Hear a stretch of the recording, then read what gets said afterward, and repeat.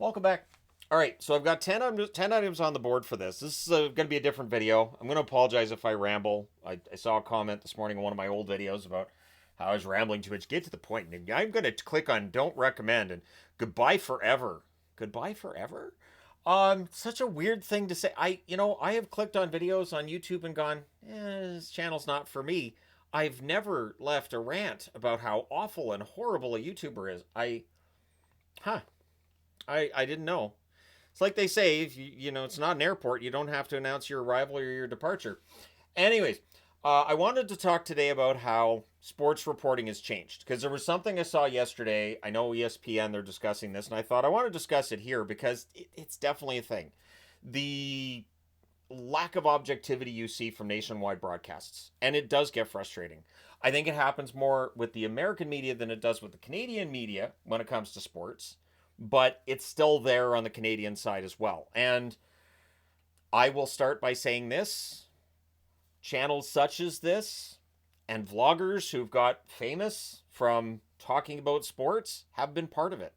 I think that with networks and the fact there's so much cord cutting that's gone on and people are changing how they consume media, that now for the nationwide broadcasters, maybe they're allowing a little more subjectivity, a little less objectivity.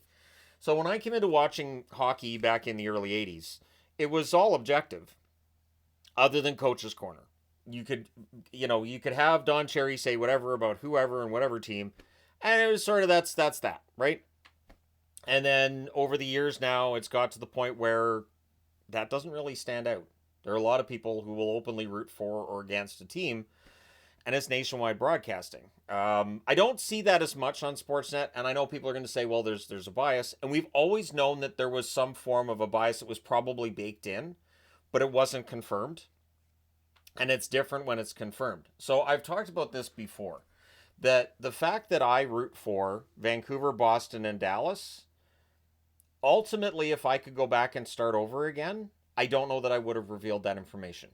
I don't know that I would have. The Vancouver one absolutely would have come out. It would have been known. I don't know that I would have absolutely admitted my fandom of Boston or Dallas. Would that have changed things? Sure. Now, the jersey I'm wearing is one of the jerseys I wear for meetups. I love Dallas.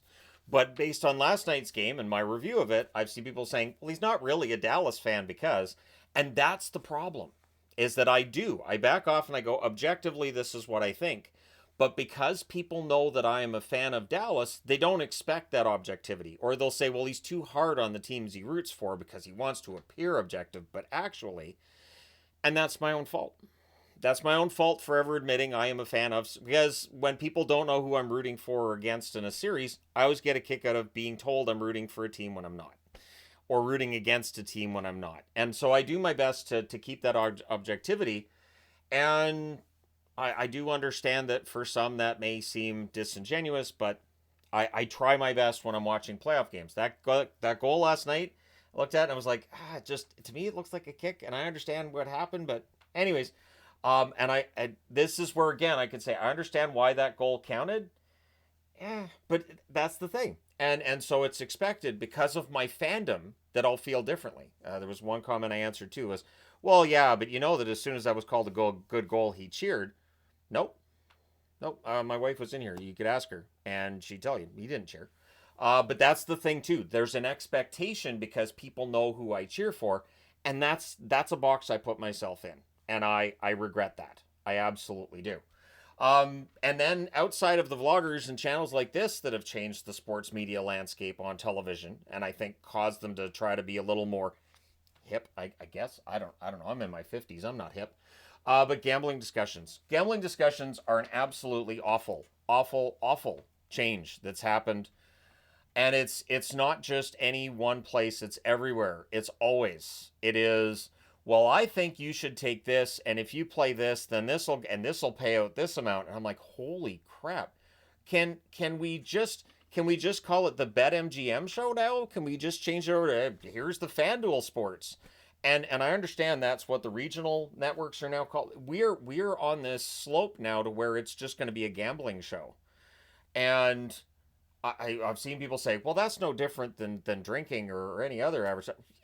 Have we ever seen people sitting there drinking at the desk and going, I really like this beer. I like this shot of tequila. Hey, you guys should get this bourbon. This is great. Because it doesn't happen. So it's not the same. We're not comparing the same thing. But what it does is it also exposes who people are rooting for. Where they're like, well, yeah, I'm betting on this team. Well, I want to see them. I want to see them. This has got to be their turn, right? We never would have seen that with broadcasting the way it was before everything started to erode. Now, short attention spans, I think, are part of it. And so I've got this up here because I must have a longer attention span than some, because the frenetic camera work that you see on TV shows and movies now, the amount of, okay, we got to show this two shot and we're switching back and forth. I'm like, why do you guys keep switching camera shots every second and a half? It's got to be because they don't think people have an attention span anymore. And I don't know how real that is. I don't know how many studies have been done on it. But for me, it's irritating because I enjoy like a single camera shot. I'm still enamored with the way that AHL games look. If you haven't watched an AHL game and their presentation, do. I recommend watch an AHL game and listen to the whole broadcast, take in that experience, and then watch an NHL game and notice the absolutely ridiculous amount of differences. And it seems to all be because people don't have an attention span, and that's how they're doing it. The way the advertising is on the boards, it's idiocracy. We're in it. We're living it. It's there. And so this also leads into 4. The professionalism's absolutely eroded as well. So one of the issues that comes up too is, so if I have an objective broadcast and we're just going through what happened, is it dry? Probably. But you may not know that I actually don't really like my co-host. But when we get into all this other stuff, you may start to see I don't really like my co-host. And that's an issue that we see at times where it's like, I don't think these guys in the studio actually like each other.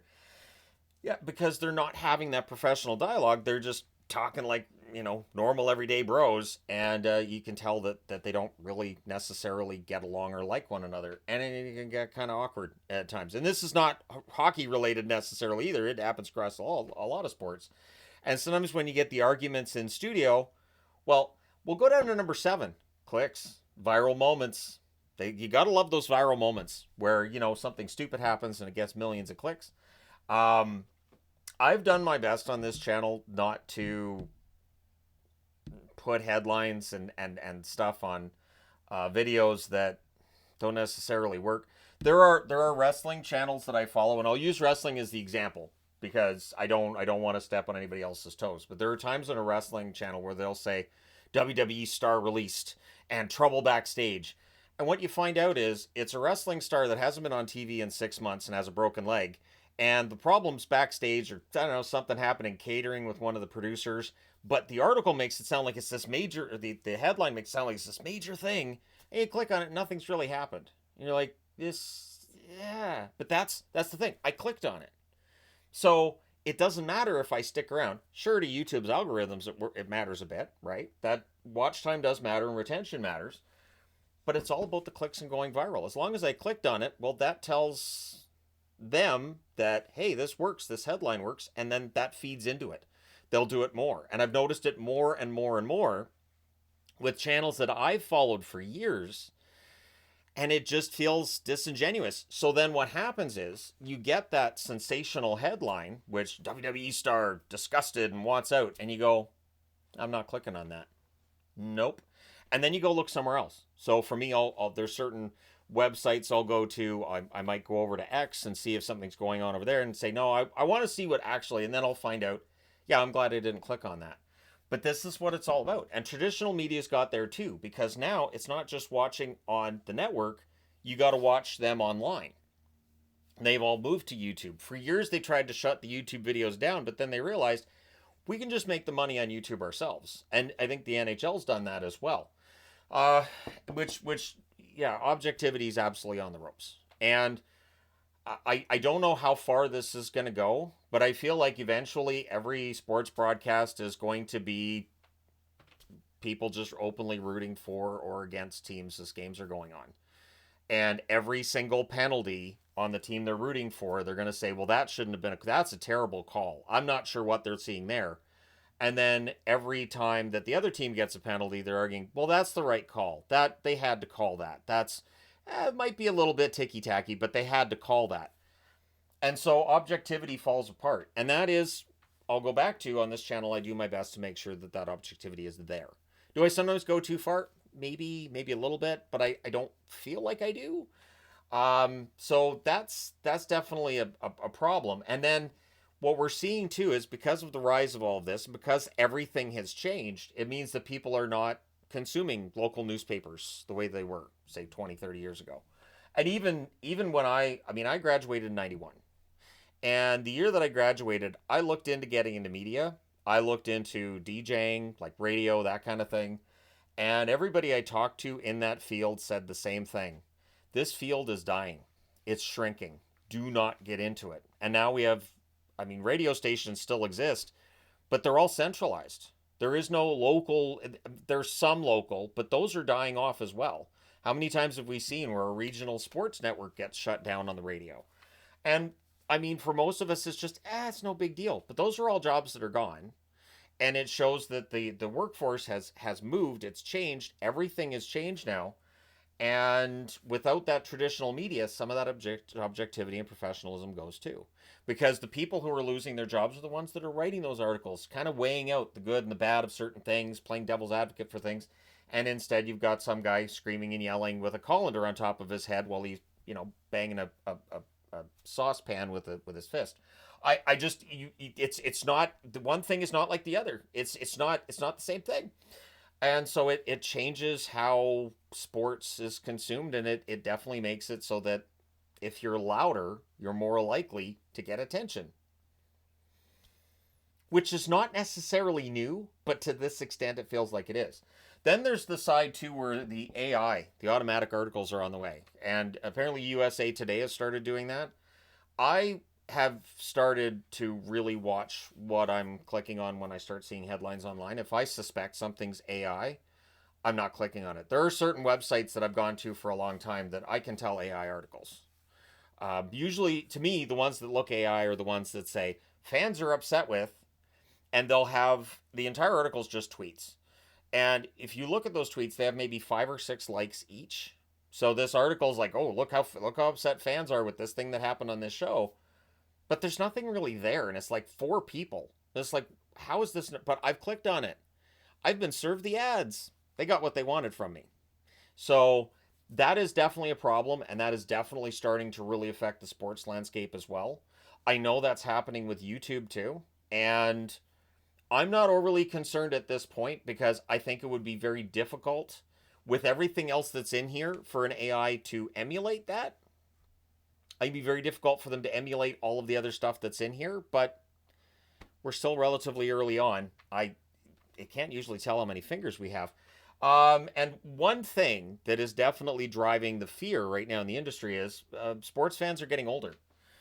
In that there are fewer kids watching sports now than there were. And I know this. I've known this for a long time. I remember way back, like 20 years ago, I was running an EFED, which was an internet wrestling website. CWA? Yeah. Anyways, so the CWA I was running, and at one point people said, so, this is a lot of fun. What could ever hurt this? And I said, video games. I said, now kids can play video games, and they can make their wrestler, and they can go out and have their wrestler fight against other actual WWE wrestlers in the video game. I think that's going to hurt our text-based websites. I was told, oh, video games aren't going to hurt. That's not, no. Where's the EFED? EFEDs are essentially an extinct species at this point in time. There are still a few, but I think that's what it was. I think kids just weren't interested. It's just like, I got to write how many words? I'd rather not. I'm not writing promos. I want to create a wrestler in a video game, and there we go. And kids don't watch sports the way they used to. They want to consume their media in various other ways, and sports can be kind of dry and kind of boring. So because there's fewer kids watching sports, you want to draw them in. You give them this idea that by watching the game and understanding it, they can become rich through their gambling activities, which, spoiler alert, you won't. But that's kind of what they're selling, is this is easy. One of my least favorite parts of the gambling stuff that we get in games, I'll say stuff, is when they say, well, this is a surefire, this is guaranteed. No, it's not. Oh, there's a really good chance. Come on, this is going to happen. Not necessarily. Sports are random, first off. And secondly, you can't sit there and say this is a sure thing when it's just not. It's objectively not. And so trying to draw the kids in, and it is because they've got all the graphics and all the flashy and all, and very much for this is for short attention spans. Look at all the new flashy graphics all over the screen, which give me a headache. I don't need all those graphics. I don't care. And this is part of the reason why the channel's as bare bones as it is, because I don't think that adding flashy graphics matter. There are channels I follow on YouTube that have added graphics on top of graphics, and I'm like, why are you guys are just making it harder to watch your content because it's too much. It's too much flash. I'm going to get a headache. Knock it off. And then one thing too to consider with this is the rights for the TV agreements for sports are going up in price, even though you've got a dwindling audience. So now for the networks, they're paying hundreds of millions to billions of dollars for the rights to various leagues around North America. They have to get that money back. So they have to look at how other people are making money talking about sports. And if that's vloggers and social media people, all right, we'll have to go more in that direction, right? Whether it means hiring somebody from that sphere or recreating it on your own in your studio, where you have money to put together graphics packages and highlight packages that nobody else can rival. So it is definitely an issue that people are moving away from cable, while the rights to those products are going up in terms of price, and so there's more demand on them to bring in viewers and retain them, which means every 3 seconds have something new. Here's something on the screen. I think like there's a lot of things that drive me crazy with the way hockey's presented now. We have to, like, every time they're like, oh, we have to put a little here's Ovechkin on the ice, and I'm thinking, we can see the number 8 on his back. I don't need a little indicator. I know that's it. I don't need and again, for me, I'm older, so I'm used to having to actually, I don't know, look at a player's back to see their number. I guess it sometimes feels like the way that sports is presented now is in case we're stupid, and I don't like that, but it does kind of feel like that's how they treat the average fan, which is okay. You might be too dumb to know who's got the puck, so we're going to show you. And I understand that that's for some of the newer viewers too, but it's not. It's also not. This is clearly an experience that they're integrating, and it's going to look more and more like a video game as years go by, because the kids these days are all about the video games. So you turn the NHL broadcast into a video game, which it kind of largely is at this point. It's just funny because when I used to play the video game, I would turn off the indicator of which player had the puck too, because I was like, that's distracting. I don't care the name of the player. Just I'll see the number, or you know what? Don't give me an indicator. I can follow the puck on my own. But that's just me. At any rate, I don't know if there's a solution for this, because it feels like you can't put the toothpaste back in the tube. You can't have it where national broadcasts are going to be less biased, because we already know the biases for some of these people. So they can't now go back to being unbiased. And I think being unbiased on a national broadcast is, to me, it's important. It's important to be that way, so that if I'm rooting for one team or the other, fine. But it's weird when I'm watching a broadcast and somebody is openly rooting for or against a team I'm rooting for. I don't care whether they're rooting for or against. I find it kind of distracting and kind of irritating, because if I know that you're rooting for or against a certain team, every time you question a penalty, I'm going to question you.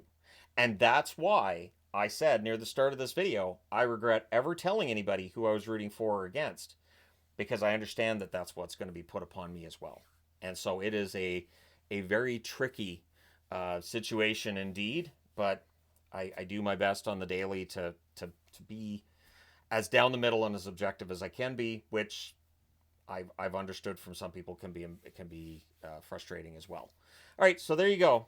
Let me know your thoughts in the comment section below. And if you have anything else to add to the 10 items on the board, the 10 items on the board are more of a guide for me to make sure I don't meander too much. Sometimes the top 10 lists are to keep me on track, which 20 minutes, that's about as on track as I get. All right, thank you guys so much for all your support as always. Hit like and subscribe in the event that you may not have done so already. And I promise you, I do not lie about which teams I root for, because they're the same teams I've rooted for decades. Absolutely for decades. And whatever happens in a game, I do my best. I will close with this. There were a couple of instances early on with the channel where I got upset about an incident during a game and realized afterwards, I was like, I'm upset because I'm a fan of this team. That's got to stop. I have to back off a little bit more and stop reacting like a fan of that team and start reacting more like a National Hockey League discusser and video maker, and back away from that and stop it. So, and definitely watching every single game has helped with that too. But I learned early on I needed to back off, because there were times that I'd react and be ticked off about something and then realize after I'm more ticked off because I'm a fan of this team rather than because of what happened. So that's definitely been a thing, and so I do my best to avoid that. So apologies for times I don't, especially during the playoffs where everybody gets upset. But thank you guys so much for all your support as always. I will talk to you again soon.